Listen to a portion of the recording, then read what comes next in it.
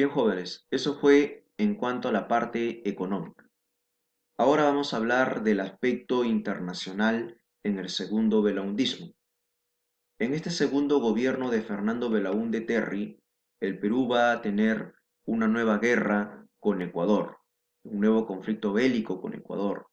Se le va a conocer con el nombre del falso Paquicha y se va a dar en el año 1981. ¿Por qué se produce esta guerra con Ecuador? Podemos observar en este mapa que al sur del Ecuador hay un pueblo llamado Paquicha. Aquí lo podemos ver. Queda al sur del Ecuador, muy cerca a la frontera con el Perú. Entonces, ¿qué va a pasar? En 1981, el gobierno ecuatoriano va a infiltrar sus tropas en tierras peruanas y va a llamar a ese puesto militar con el nombre de Paquicha. En otras palabras, las tropas ecuatorianas van a ingresar a territorio peruano aprovechando la ausencia militar en esta zona de la frontera, en la cordillera del Cóndor, en Amazonas. Los ecuatorianos ingresaron a territorio peruano y crearon un nuevo puesto militar, al cual también llamaron Paquicha. Pero como nosotros podemos ver en el mapa, no era el verdadero Paquicha, porque el verdadero Paquicha está al sur del Ecuador, ¿sí? Sin embargo, las tropas ecuatorianas habían ingresado a territorio peruano y habían creado un nuevo puesto militar ya en territorio, en tierras peruanas. Por eso que a este conflicto se le llama el falso Paquicha. ¿Cuál fue la respuesta peruana? Inmediatamente fue una respuesta militar que logró desalojar a los invasores, ¿no? A los invasores ecuatorianos de territorio peruano, ¿sí? Muy bien, en eso consiste el conflicto del falso Paquicha. En el año 1982 hay otro acontecimiento internacional que va a influir en el Perú. Es la Guerra de las Malvinas. La Guerra de las Malvinas es un conflicto bélico entre la República de Argentina e Inglaterra. ¿Por qué va a haber una guerra entre ambos países? Se van a disputar unas islas ubicadas al sur de América, llamadas las Islas Malvinas. De ahí viene el nombre, ¿sí? En esta guerra, en el contexto de esta guerra entre Argentina e Inglaterra, el Perú va a apoyar de manera diplomática y también con armas a la República de Argentina. Recuerden eso. A nivel social, lo más importante que ocurría en el Perú a nivel social es el desenlace del terrorismo. Pero eso lo vamos a ver en un tema aparte.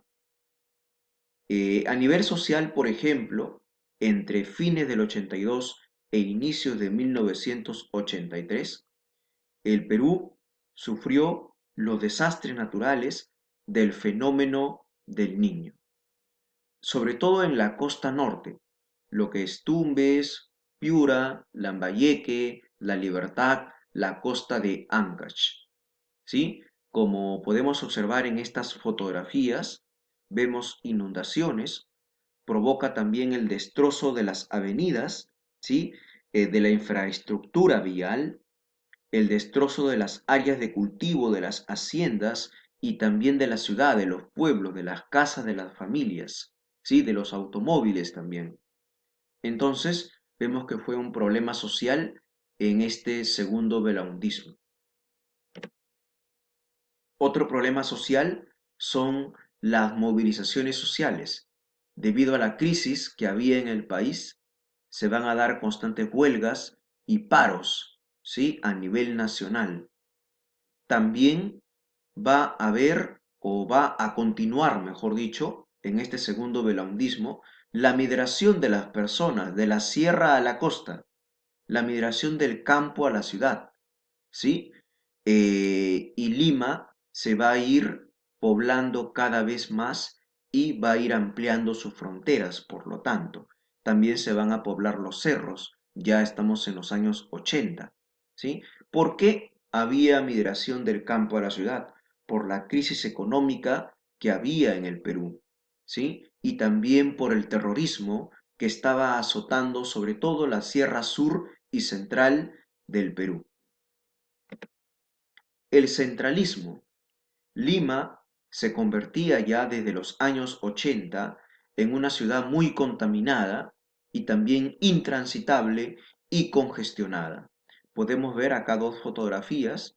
Acá vemos que este vehículo, que este Enatru, no está respetando pues las reglas de tránsito, ¿no? Y se está metiendo, ¿no? Como coloquialmente para llamar pasajeros, ¿sí? Acá vemos también la informalidad y la congestión vehicular en lo que es Gamarra. Sí, entonces vemos pues que ya se estaba acentuando esto en el país. ¿Esto por qué? Por el centralismo. ¿Sí? Todo se centraba aquí en Lima y el interior del país había sido prácticamente abandonado por el gobierno. Entonces, por eso es que se van a ver estos problemas sociales en la ciudad de Lima.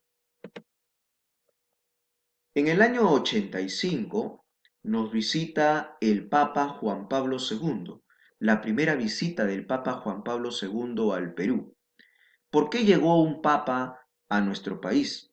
Tenía un objetivo muy claro, que era pacificar al Perú. ¿Sí? ¿Y por qué pacificar al Perú? Porque el Perú estaba viviendo los efectos del terrorismo, de una guerra interna que estaba causando tanto daño a la población.